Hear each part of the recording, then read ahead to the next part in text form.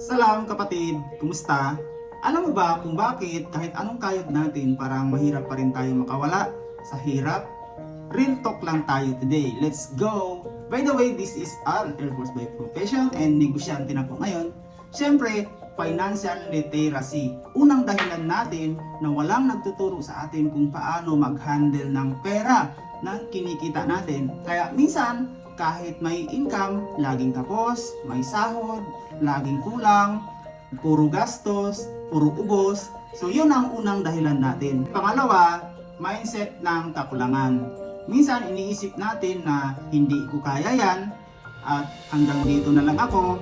Minsan kung ano yung iniisip natin, yun din yung magiging resulta natin. And syempre, pangatlo, living beyond means. Ibig sabihin, yung bang sakto lang yung sweldo, pero ang laging gusto yung branded, laging gusto kumain sa mamahalin, kung kulang lang yung sinusweldo natin, paano tayo makakausap sa buhay? Yun lang kapatid, sana may natutunan kayo, and I hope na ibibigay na rin yung breakthrough mo sa buhay. Yun lang.